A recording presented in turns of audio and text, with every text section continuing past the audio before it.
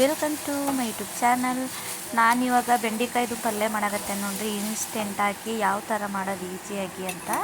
ನಾನು ಬೆಂಡೆಕಾಯಿನ ಆಲ್ರೆಡಿ ಕ್ಲೀನಾಗಿ ತೊಳೆದು ಹೆಚ್ಚಿ ಒಂದು ಹಂಚೊಳಗೆ ಹುರಿಯಾಕತ್ತೀನಿ. ಒಂದು 2-3 ಸ್ಪೂನಷ್ಟು ಎಣ್ಣೆ ಹಾಕ್ಯಬೇಕು ನೋಡ್ರಿ. ಇದಕ್ಕೆ ಎಣ್ಣೆ ಹಾಕಿದ್ರೆ ಸ್ವಲ್ಪ ಉದುರಿದ್ರೆ ಚೆನ್ನಾಗಿ ಹುರಿಬೋದು, ಬೇಗನೂ ಹುರಿತಾವೆ. ಮತ್ತು ಲೋಳೆ ಇದ್ರೆ ಅಷ್ಟು ಸರಿ ಅನ್ಸಂಗಿಲ್ಲ. ಸಾಂಬಾರಾಯಿತು ಮತ್ತು ಪಲ್ಯ ಆಯಿತು ಅಥವಾ ಚಟ್ನಿ ಆಯಿತು, ಯಾವುದೇ ಆದ್ರೂ ಮೇಯ್ನಾಗಿ ಚೆನ್ನಾಗಿ ಇದು ಲೋಳೆ ಎಲ್ಲ ಕ್ಲೀನಾಗಿ ಹೋಗ್ಬೇಕು. ಮತ್ತು ನಮಗೆ ಹೆಂಗೆ ಗೊತ್ತಾಕತ್ತಪ್ಪ ಅಂದರೆ ಇದೆಲ್ಲ ಬಿಡಿ ಬಿಡಿ ಬಿಡಿ ಆಗ್ತೈತಿ, ಮತ್ತು ಎಲ್ಲ ಉದ್ರಾಗಿ ಸಣ್ಣ ಸೈಜ್ ಆಗ್ತದೆ ನೋಡಿ. ಇದೆಲ್ಲ ಎಷ್ಟು ದೊಡ್ಡದು ಇದೆನೋ ಹುರಿದ ಮೇಲೆ ಒಂದು ಸ್ವಲ್ಪ ಸ್ವಲ್ಪ ಆಗ್ತೈತಿ.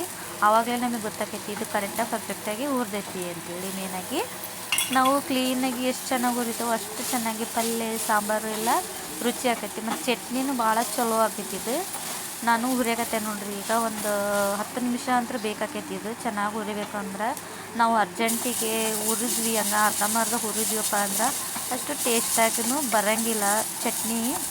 ಮತ್ತು ಪಲ್ಯ ಸಾಂಬಾರು ಯಾವುದೇ ಇಂಗ್ರೀಡಿಯೆಂಟ್ಸ್ ಮಾಡಿದ್ವಿ ಇದ್ರೊಳಗೆ ನಾವು ಎಷ್ಟು ಚೆನ್ನಾಗಿ ಹುರಿತೇವೋ ಅಷ್ಟು ಚೆನ್ನಾಗಿ ಪಲ್ಯ ಬರ್ತೈತಿ. ನಾನು ಇವಾಗ ಚೆನ್ನಾಗಿ ಹುರ್ಕೊಳಕತ್ತೀನಿ ನೋಡಿರಿ. ಇದು ಪಲ್ಯ ಮಾಡಕತ್ತೀನಿ. ನನಗೆ ಅಷ್ಟು ಇಷ್ಟ ಹಾಕಿದ್ದಿಲ್ಲ, ಬಟ್ ಇವಾಗ ಅಂದ್ರೆ ಬಹಳ ರುಚಿ ಅನ್ಸಾಕತ್ತೈತಿ. ಚೆನ್ನಾಗಿ ಹುರಿದ್ಮೇಲೆ ನಾನು ಒಂದು ಪಾತ್ರೆಗೆ ಎಣ್ಣೆ ಹಾಕ್ಕೊಂಡೆ ನೋಡ್ರಿ. ಎಣ್ಣೆ ಹಾಕ್ಯಂದ್ಮೇಲೆ ಸಾಸಿವೆ ಜೀರಿಗೆ ಎಲ್ಲ ಹಾಕ್ಯಾಡತ್ತೀನಿ.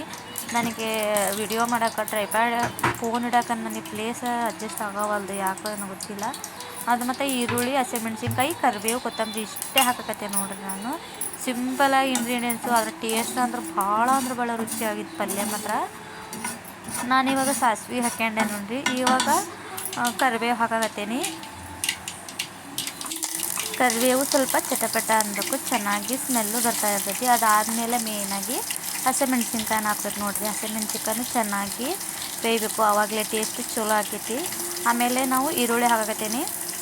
ಈರುಳ್ಳಿ ಹಾಕಿ ಸ್ವಲ್ಪ ಚೆನ್ನಾಗಿ ಫ್ರೈ ಆದಮೇಲೆ ಕೊತ್ತಂಬರಿ ಹಾಕಕತ್ತೆ ನೋಡ್ರಿ. ಈಗ ಕೊತ್ತಂಬರಿನೂ ಸ್ವಲ್ಪ ಚೆನ್ನಾಗಿ ಫ್ರೈ ಆಗಬೇಕು. ಮೇಯ್ನಾಗಿ ಇದಿಷ್ಟು ಒಗ್ಗರಣೆ ನಾವು ಚೆನ್ನಾಗಿ ಬೇಯಿಸ್ಕೊಂಡ್ಬಿಟ್ವಿ ಅಂದ್ರೆ ಬೆಂಡೆಕಾಯಿನ ಮಿಕ್ಸ್ ಮಾಡಿದರೆ ಸಾಕಾಕೈತಿ. ಯಾಕಂದ್ರೆ ಆಲ್ರೆಡಿ ಅದು ಚೆನ್ನಾಗಿ ಹುರಿದಿರ್ತೀವಿ ನಾವು.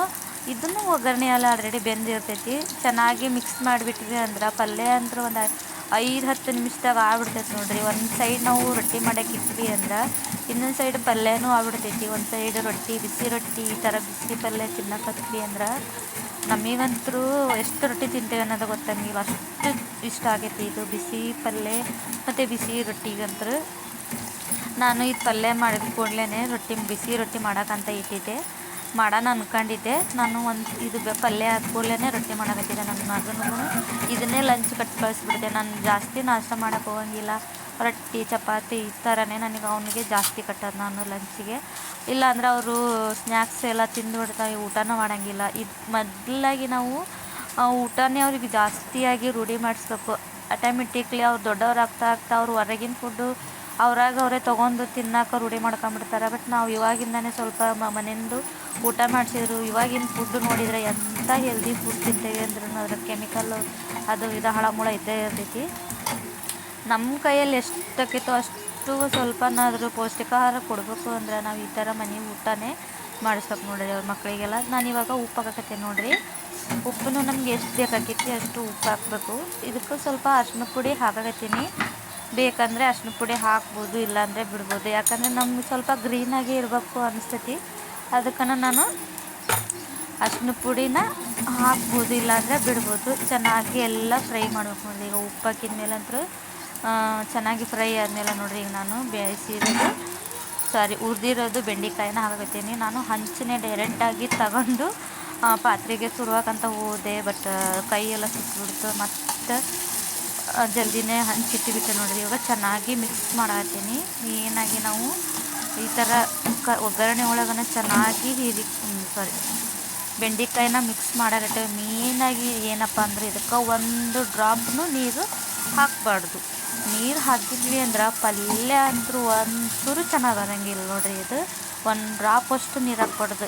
ಇದು ಮಾತ್ರ ಮೇಯ್ನಾಗಿ ನೆನಪಿಟ್ಕೊಳ್ರಿ. ನೀರು ಹಾಕಿದ್ವಿ ಅಂದ್ರೆ ರುಚಿನೂ ಇರೋಂಗಿಲ್ಲ, ಟೇಸ್ಟ್ ಇರೋಂಗಿಲ್ಲ, ಲೋಳೆ ಆಗ್ಬಿಡ್ತೈತಿ ಪಲ್ಯ. ಇವಾಗ ನಮ್ಮ ಕಡೆ ಸೀಕ್ರೆಟ್ ಪುಡಿ ಅಂದರೆ ಗುರಳ್ ಪುಡಿ ಹಾಕತ್ತೇವೆ ನೋಡ್ರಿ. ನಮಗೆ ಗುರಳ್ ಪುಡಿ ಇಲ್ಲಪ್ಪ ಅಂದ್ರೆ ಪಲ್ಯನೇ ರುಚಿನ ಅನ್ಸಂಗಿಲ್ಲ, ಎಂಡ ಆಗಂಗಿಲ್ಲ ಈ ಪಲ್ಯ. ಇದನ್ನ ಹಾಕಿದ ಮೇಲೆ ನೋಡ್ರಿ ನಾನು ಒಂದು ಸ್ವಲ್ಪನೂ ನೀರು ಹಾಕಿಲ್ಲ, ಉದ್ರಾಗಿ ಯಾವ ಥರ ಎಷ್ಟು ಚೆನ್ನಾಗಿ ಕಾಣಾಕತ್ತೈತೆ ಪಲ್ಯ. ಇಷ್ಟು ಮಾಡಿಬಿಟ್ರೆ ಸಾಕು, ನಾವು ಮಿಕ್ಸ್ ಮಾಡಿ ಒಗ್ಗರಣೆ ಒಳಗೆ ಮಿಕ್ಸ್ ಮಾಡಿಬಿಟ್ರೆ ಪಲ್ಯ ರೆಡಿನ ಆಗ್ಬಿಡ್ತೈತೆ ನೋಡಿರಿ. ಮೇಯ್ನಾಗಿ ಗುರಳ್ ಪುಡಿ ಹಾಕಿರಿ. ಗುರಳ್ ಪುಡಿ ಅಂದ್ರೆ ಭಾಳ ರುಚಿ ಆಕೈತಿ ಯಾವುದೇ ಪಲ್ಯ ಆಯ್ತು. ನೀವು ಕೊಬ್ಬರಿ ಹಾಕಿದ್ರೂ 1-2 ಸ್ಪೂನು ಗುರಳ್ ಪುಡಿ ಹಾಕಿದ್ರೆ ಯಾವುದೇ ಪಲ್ಯ ಆದ್ರೂ ಭಾಳ ಅಂದ್ರೆ ಭಾಳ ರುಚಿ ಬರ್ತೈತಿ. ಮೇಯ್ನಾಗಿ ನಾವು ಉತ್ತರ ಕರ್ನಾಟಕ ಸೈಡ್ ನಮಗೆ ಗುರಳ್ ಪುಡಿ ಇಲ್ಲಪ್ಪ ಅಂದ್ರೆ ನಮಗೆ ಅಡುಗೆ ಮಾಡೋಕೆ ಬರಲ್ಲ ಅಂತಲೂ ಅನ್ಬೋದು. ಮೇಯ್ನಾಗಿ ನಮಗೆ ಪಲ್ಯಕ್ಕಂತೂ ಗುರಳ್ ಪುಡಿ ಬೇಕು. ಆವಾಗಲೇ ನಮ್ಮ ಸೈಡ್ ಯಾಕ್ರಿ ಊಟ ರುಚಿ ಇರ್ತೈತೆ ಪಲ್ಯ ಇಲ್ಲ ಅಂದ್ರೆ ನಾವು ಮೇಯ್ನಾಗಿದ್ದು ಗುರಳ್ ಪುಡಿ, ಶೇಂಗಾ ಪುಡಿ ಎಲ್ಲ ಹಾಕ್ತೇವೆ ನೋಡಿರಿ. ಪಲ್ಯ ಎಲ್ಲ ರೆಡಿ ಆಯ್ತು, ರೊಟ್ಟಿನೂ ರೆಡಿ ಆಗ್ಬಿಡ್ತು ನೋಡಿರಿ. ರೊಟ್ಟಿ ಎಷ್ಟು ಚೆನ್ನಾಗಿ ಉಬ್ಬೈತಿ ಅಂತ. ಈ ಥರ ನೋಡಿರಿ, ಒಂದು ಕಡೆ ಪಲ್ಯನೂ ರೆಡಿ ಆಯಿತು, ಇನ್ನೊಂದು ಕಡೆ ರೊಟ್ಟಿನೂ ರೆಡಿ ಆಗೈತಿ. ಇದು ರೊಟ್ಟಿ ನೋಡಿ ಎಷ್ಟು ಚೆನ್ನಾಗಿ ಉಬ್ಬೈತಿ ಅಂದ್ರೆ ನಾನು ಸ್ವಲ್ಪ ದಪ್ಪ ರೊಟ್ಟಿ ಮಾಡಿದೆ. ಯಾಕಪ್ಪ ಅಂದ್ರೆ ನನ್ನ ಮಗನಿಗೆ ಲಂಚ್ ಬಾಕ್ಸ್ ಕಟ್ಟಬೇಕಿತ್ತು. ಸ್ವಲ್ಪ ಸಾಫ್ಟಾಗಿ ರೊಟ್ಟಿ ಇರ್ಬೇಕಂದ್ರೆ ಈ ಥರ ಸ್ವಲ್ಪ ದಪ್ಪ ಮಾಡಿದ್ರೆ ರೊಟ್ಟಿ ಉಬ್ತಾವೆ ನೋಡಿರಿ. ರೊಟ್ಟಿ ಈ ಥರ ಉಬ್ಬಬೇಕಂದ್ರೆ ಸ್ವಲ್ಪ ದಪ್ಪ ರೊಟ್ಟಿ ಮಾಡಿದ್ರೇ ಉಬ್ಬೋದು, ತಳ್ಳಗೆ ಮಾಡಿದ್ರೆ ರೊಟ್ಟಿ ಉಬ್ಬಂಗಿಲ್ಲ. ಈ ರೆಸಿಪಿ ನಿಮಗೆ ಇಷ್ಟ ಆದರೆ ಲೈಕ್ ಮಾಡಿ, ಶೇರ್ ಮಾಡಿ, ಸಬ್ಸ್ಕ್ರೈಬ್ ಮಾಡಿ. ಬಿಸಿ ಬಿಸಿ ರೊಟ್ಟಿ, ಬಿಸಿ ಬೆಂಡೆಕಾಯಿ ಪಲ್ಯ ತಿನ್ನಕತ್ವಿ ಅಂದ್ರೆ ರೊಟ್ಟಿನ ಉಳಂಗಿಲ್ಲ ನೋಡ್ರಿ, ಅಷ್ಟು ರುಚಿ ಇರ್ತೈತಿ. ಒಂದು ಸಲ ಟ್ರೈ ಮಾಡಿ. ಓಕೆ, ಬಾಯ್.